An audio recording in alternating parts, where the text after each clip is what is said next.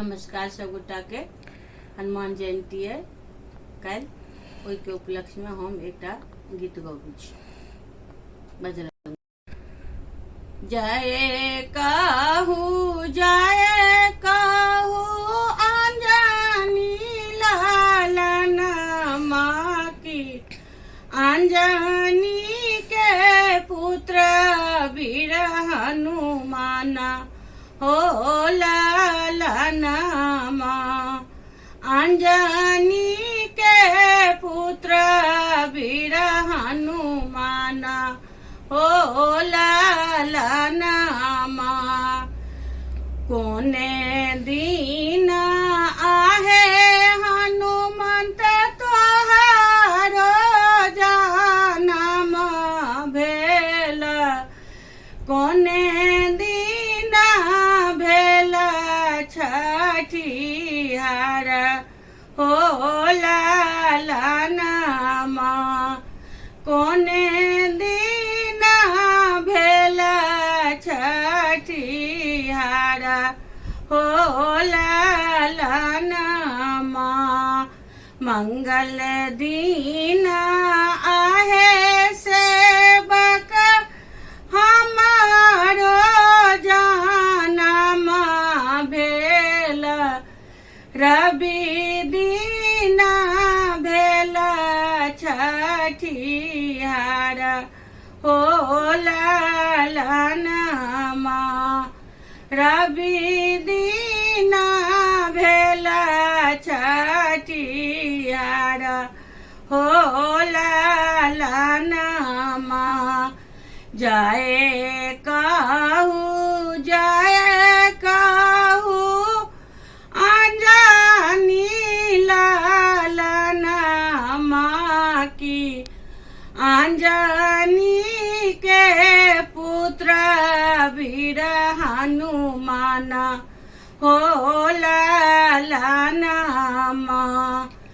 अंजनी के पुत्र वीर हनुमान हो लालन माँ। किना कर पुत्र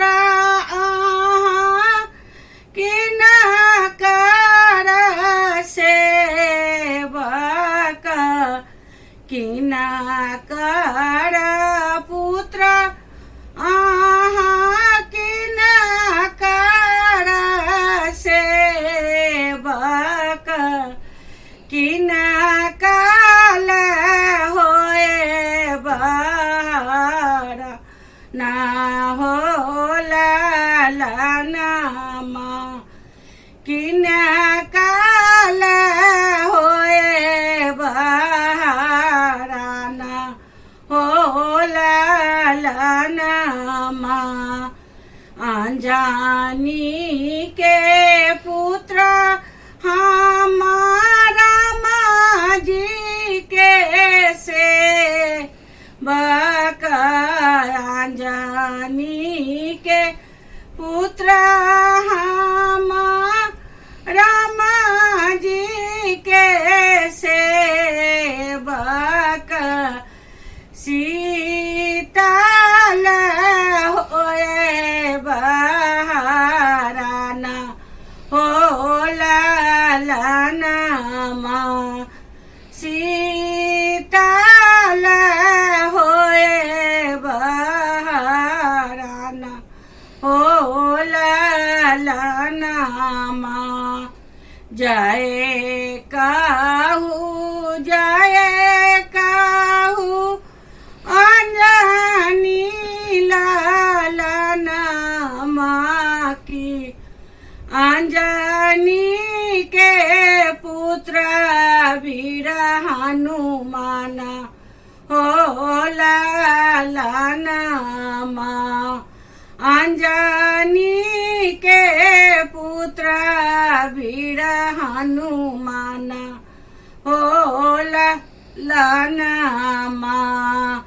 धन धन तो है माँ तू अंजना की, धन धन तो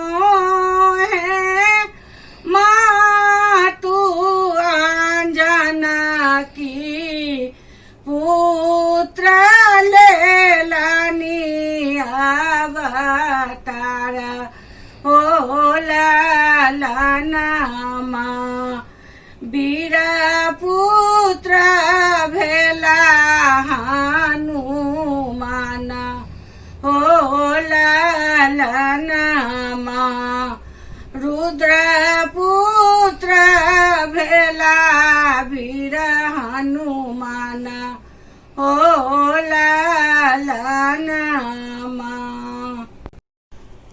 अहाँ सबके नीक लागत हमर गीत तो हमरा चैनल के लाइक कमेंट सब्सक्राइब जरूर।